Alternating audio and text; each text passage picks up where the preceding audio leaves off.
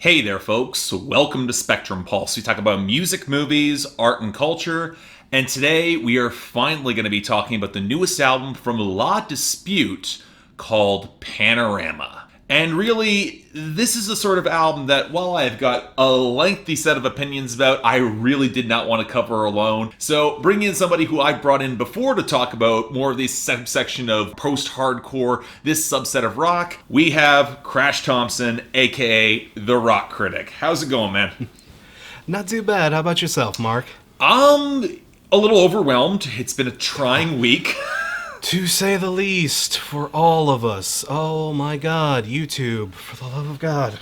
Well, between YouTube and the claims that will never die and the whole subset of the avalanche of releases for me over the past week or so going forward, I didn't get the break I wanted. Let's just say that. No, it's same here. It's been a mad scramble for everybody out there. Ugh. Between juggling claims and trying to get videos done on my end too, it's been a miracle I've been able to get anything done this week. Oy vey. Well, thankfully, we got this album. And first off, I want to start off with some of your history with the band, because mine is probably a lot shorter than yours. To be honest, I don't have the biggest back catalog with this band either. I got into them very late, around probably around 2011 or so. They had released the Rooms album. I forget the full title of that, but they'd released that album. Heard a lot of buzz about it. Listened to it. Wasn't terribly thrilled by it, but I went into their back catalog and was absolutely knocked off of my ass, because these guys have just some of the most poetically interesting hardcore is a way I'd put it. Like, this band is probably the best novel you'll ever listen to. It's just, they have a wonderful way of storytelling, of narrative. They have this wonderful narrative focus to a lot of their lyricism and whatnot. They're just a very, if you don't mind me throwing a little shade, they're everything I wish, what's their name? Me Without You actually was. Okay. But yeah, just absolutely brilliant. Their first album, which was much more, that's probably the most traditional hardcore album you'll probably get out of these guys. Yeah. That one was just, that album, especially if you've ever lived through a really bad divorce, being that's one of the central themes of that album. That album will rip your heart out and just stomp all over it. And then Wildlife practically speaks for itself. If you've ever heard of this band, you've probably heard of them through Wildlife. There's a reason for that. That album is kind of an underlooked classic. It gets a lot of love, and I wish it got even more. See, the funny thing with that is I got into even later. I actually saw them live in 2018 at Reading Festival. Okay. I knew very little about them. I just wanted to go see them because I had a blank space in between sets. Oh, yeah. They knocked me on my ass. Not lyrically. A lot of it was melodically. There was just a sense of melodic clash, a balance of contrast. And there was a hookiness and visceral power that I even, before I started delving into the writing. And see, go ahead. Yeah. Oh no, I'm just saying. Yeah, well, like I say, musically, this band is amazing too. Like I say, they're so eclectic. Like you mentioned, they are just all over the place. We label them hardcore, but even they would say, I don't know if that's a label that fits them particularly well. And even more so with this album. Yeah, exactly. Like, well, I'll say it was more hardcore than their last one for sure. But even then, it's a stretch to call this thing hardcore. Yeah, because I can't put this in the same category as Touche Amore or even the Trees or like bands that are playing more traditional post-hardcore. And that's kind of what threw me, at least initially, with the production, because I'll just state this out of the way. This could very well be one of the best albums of the year. For me. I'm gonna, laying my cards on the table too. Yeah, this is up there. This is up there for me. Like, this is gonna be a tough one to beat, people. Look out for this one on a lot of year-end lists.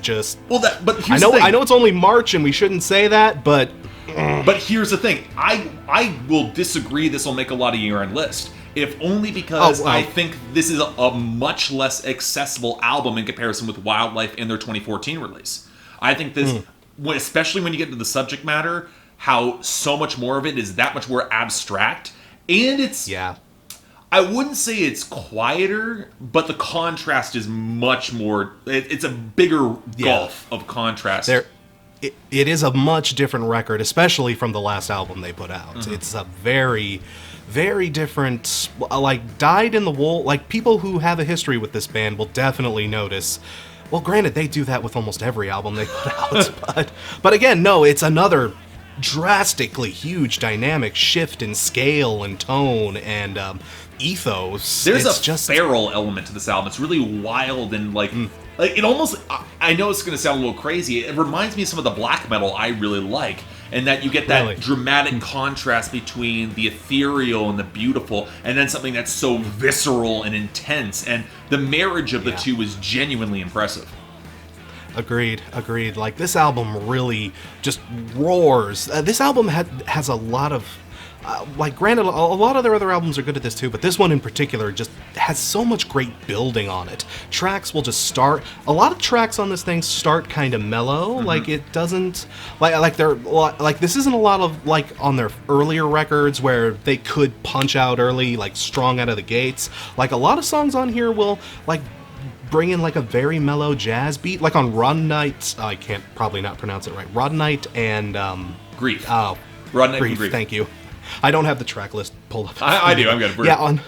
But on that track in particular, it starts almost jazzy. Like, it's got this lovely, soothing kind of feel to it, but it keeps growing and growing, and it gets more savage, and the teeth kind of start to show as the uglier sides of the narrative poke their way through. And like the way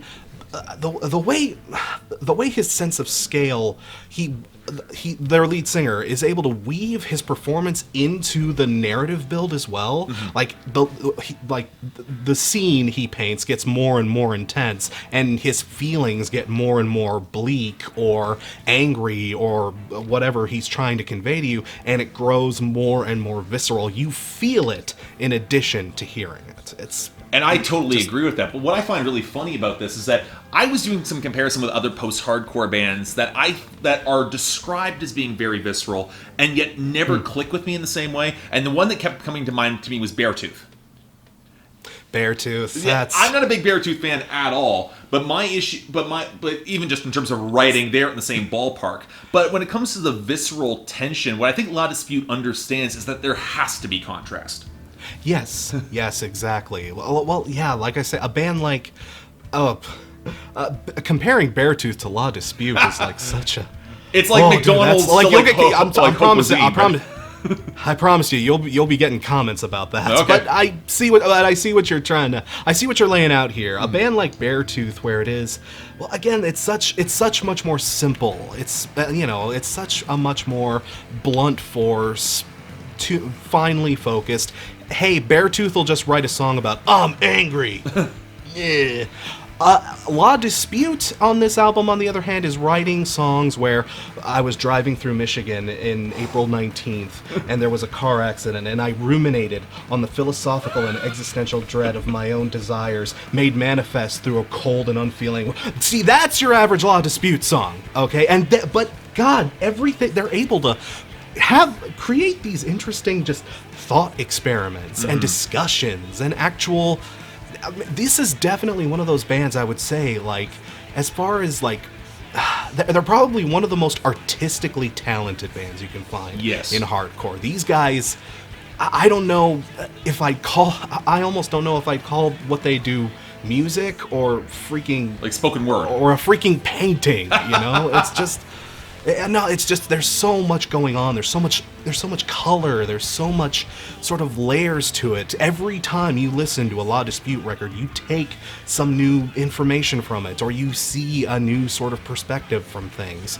And the thing is, on this album in particular too, because this record actually, I was reading articles and interviews with the band on it, and this album is apparently, compared to their last one, which tackled a lot of themes. A lot of personal themes.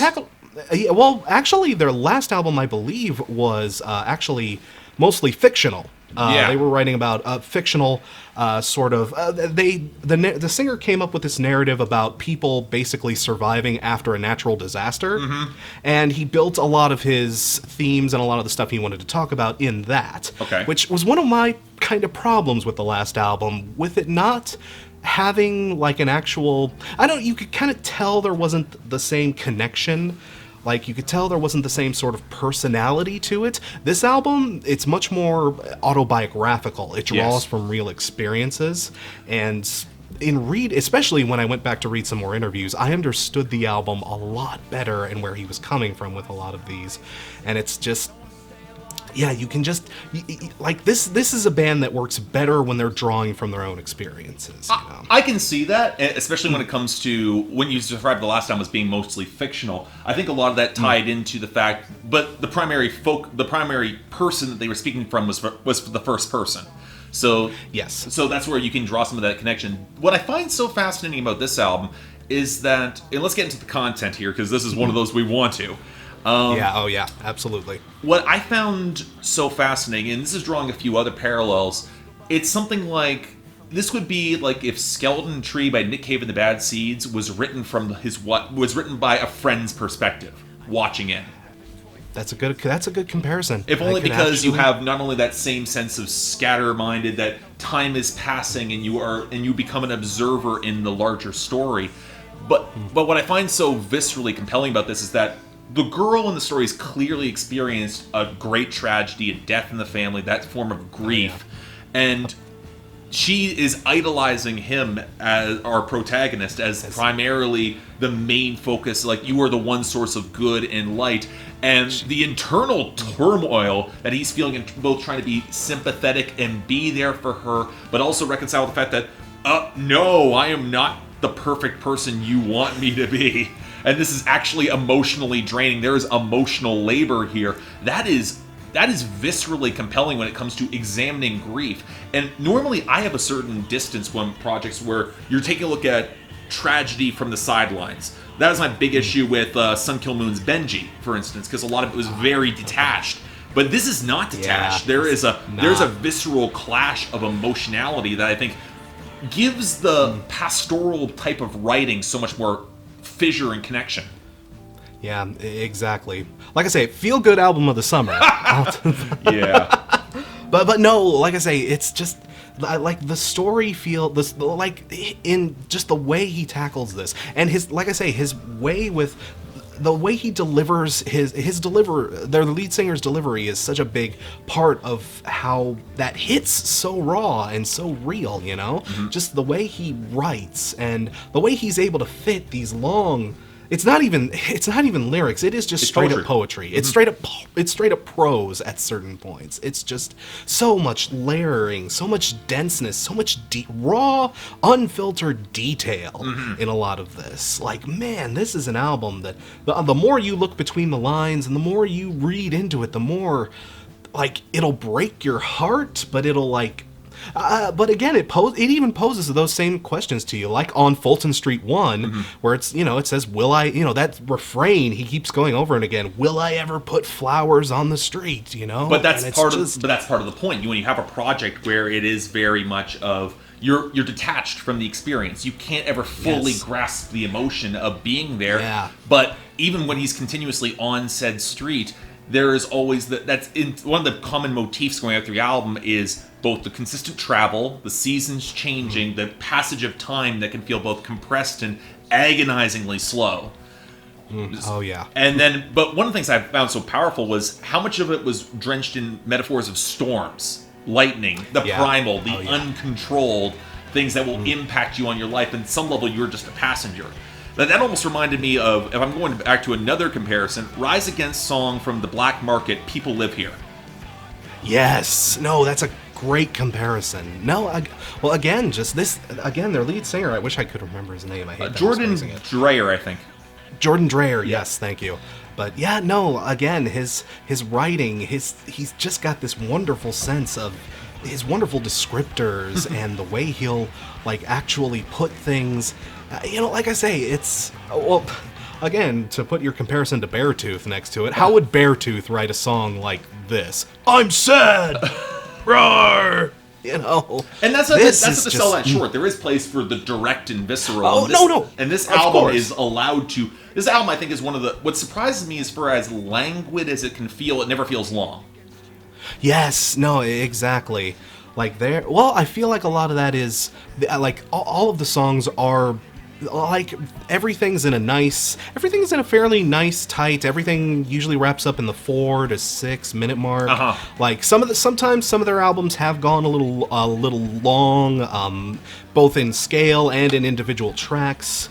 But I feel like this is one of their most streamlined albums. This is probably one of their most kind of fluid feeling albums. I'll bet more than anything, the label switch might have had a little bit of impact there. Just in terms of moving over to Epitaph and having to deliver something that's more compact? Perhaps, but again, when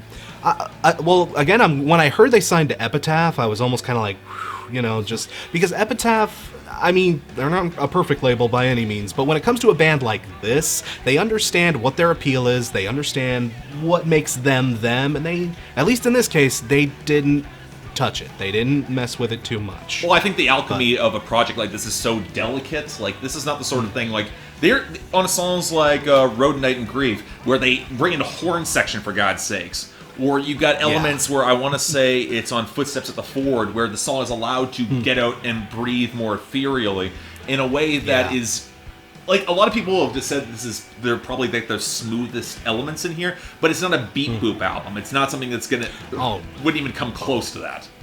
No, not at all. Like, you barely would even notice any of the electronica or even some of the more non-traditional stuff that comes in. It never feels intrusive. It always feels organic, and it feels perfectly mixed in with the music. Everything feels like it belongs here. And while we're on the mixing, I think the mixing is phenomenal, just in terms of giving the bass a lot of presence. It's not a project that overemphasizes the vocals in ways which I think has been issues with them.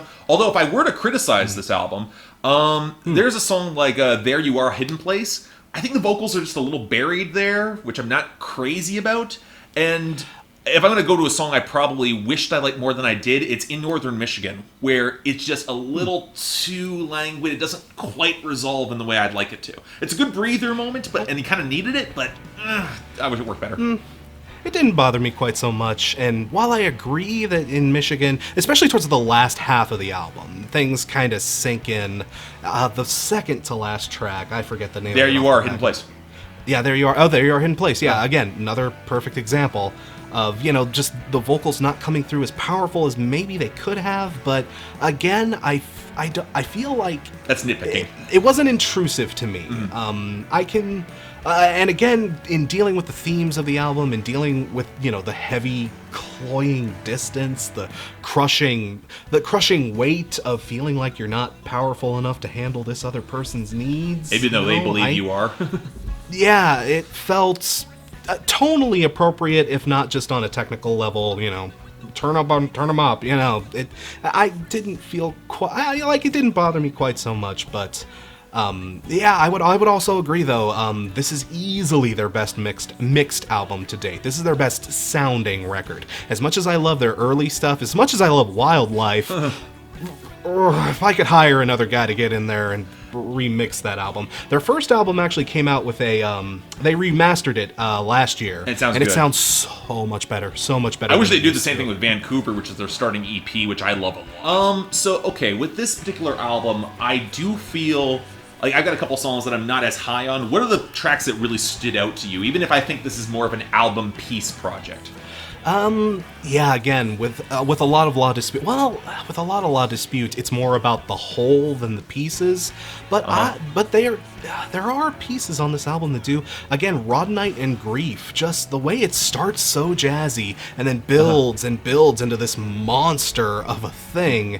The Fulton Suite double song, and again, the Rose Quartz interlude, even that little just bit of just that little bit starting intro. Yeah, just that starting intro. The way it's almost like if like if a prog band were writing that song, it would be part 1, part 2, part 3. But Yep. no, it's basically, again, I almost can't help but feel like if that's a major label kind of decision, where like maybe that started life as a like 10-minute song, but they decided it kind of work. We can cut it up into these pieces, so let's go ahead and cut it up. But no, Well, they get Fulton Street 1, I think, was one of the big singles, so. yeah, Fulton Street and the Rose Quartz intro actually has a video behind it, so. Well, they all have videos. Every single song has a video. Oh, they do? Oh. Yeah. Oh, No. If I'm going to songs I love, Anxiety Panorama. Yeah. Just Same. in terms of, it was some of it was the clash and visceral buildup that worked so effectively. And honestly, I'm not the sort of guy who's going to go crazy over this type of post-hardcore, but it's convincing when it's this feral and visceral. I'd say that's the point in the album where things get their most intense and just raging. That's when things, like that's when the hardcore spirit of this band starts to show at its most intense, you know? I mean, and the groove is phenomenal. Phenomenal groove on that. Like again, especially with a band that covers, well, on this album in particular, covers topics this heavy and this kind of out there and this kind of... Like a problem I had with their last album was that they couldn't find a lot of good places to inject that visceral side of themselves that they're so good at. But on this record, it feels like there's more of that, especially on Anxiety. Ugh, damn it. Anxiety Panorama. Thank you. On Anxiety Panorama, you really feel it on that track. So, okay, then this is the one that I'm always a little bit interested with. How do you think about the album ends with You Ascendant? I liked it, but I can see where people might have some, maybe not issues, but like, it didn't end the way I thought it was going to end.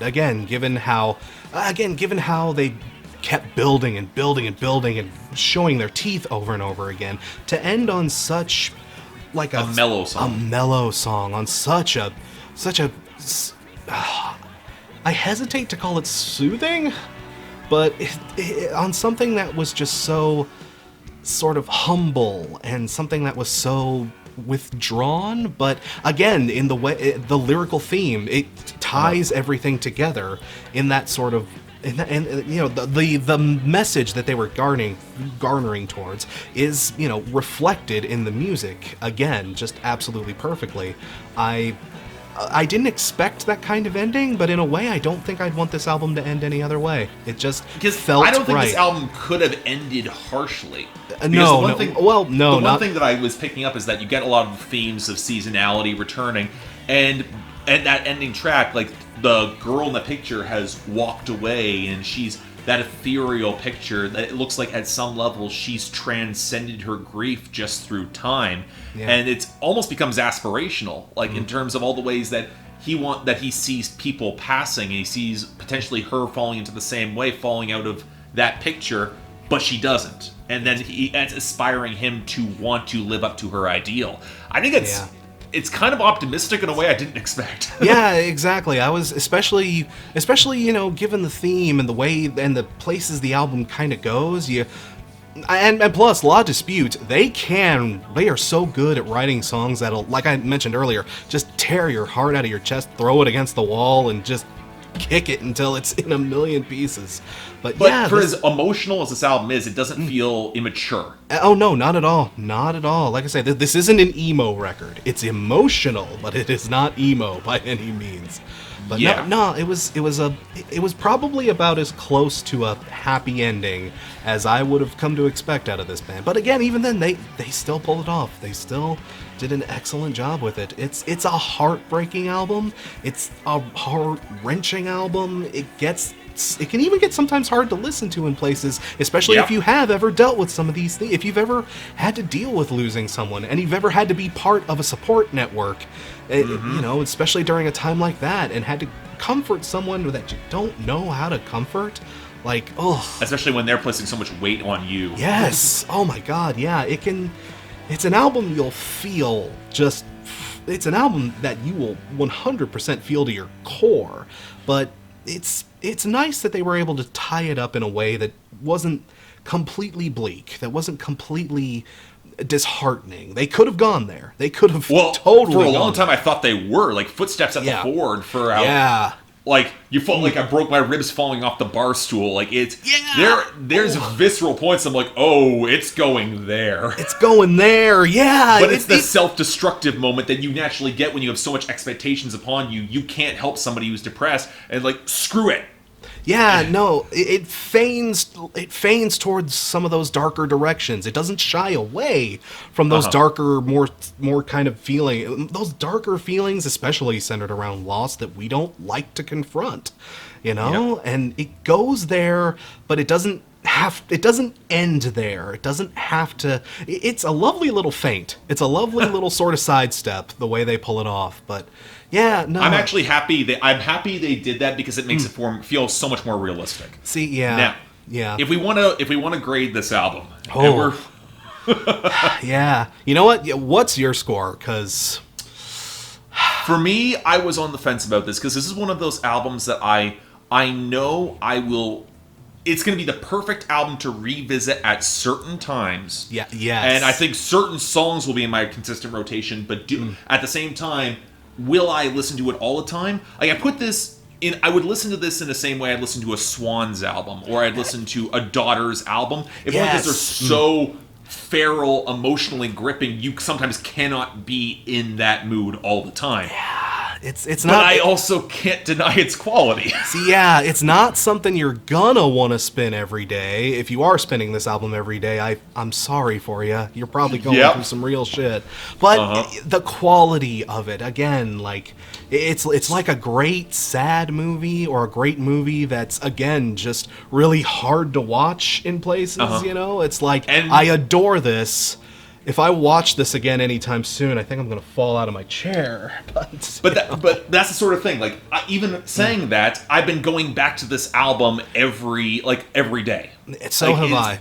So it's the sort of album that I can revisit even when I got 9 new releases on the docket. So for me, again, just the raw technical quality here. Again, the beats are so great. The synths and the airiness and the color and the vibrancy. The raw musicianship in this album just, as always, it kicks ass. It's just... So for me, I'm giving this a 9 out of 10. Yeah. See, for me, a 9 out of 10. Your score is different. 4 my score set's different, but yeah, I'm putting it at about a 4.5 out of 5 right now, which is, that's my 9 out of 10. But yeah, this is album of the year material, people. This is really good stuff. It's not going to be for absolutely everybody. Oh, no. Sure. And I would even say this is no. for all La Dispute fans. Yeah. Like, I think there's going to be fans that'll turn on this. Oh yeah. I could potentially see that happening though. Early on, though, the early things I've seen from a lot of reviews and a lot of other a lot of like the fan circuit and whatnot. It's not a ton of backlash necessarily. I think it's because a lot of them are still processing it. It's a harder album to process. It really is. Like a lot of their stuff, there's a lot to take in with this album. So, but yeah. All right, Crash, where can they find you? You guys can find me on YouTube at The Rock Critic. Socials, Patreon, everything else is at Rock Critic. As the name implies, I review rock albums, new releases, some classic stuff. I've got a few episodes coming down the pipeline. One I can't necessarily talk about just yet. But I'm also going to be covering a lot of albums I missed over the last few months in the next Fimi episode that is coming up for me. That'll probably be out within the next week or two, give or take. But Mark, thank you very much for having me on. It's always a pleasure to come on and chat and say. Oh, for sure. And especially about albums this good. Oh my god. Yeah, better than the Thrice review. I'll say that. Yeah, like I was so bummed about that one. That poor album didn't give us much to talk about. Ugh. Well, this one did. This one did. Well, thank you all for watching. Like and subscribe to the both of us. Links are down in the description below. Hey, and I got the poll up there, so if you all want to tell us that we're crazy wrong, have fun with that. Until then, I'm Mark. We got Crash Thompson over here, and we'll see you next time.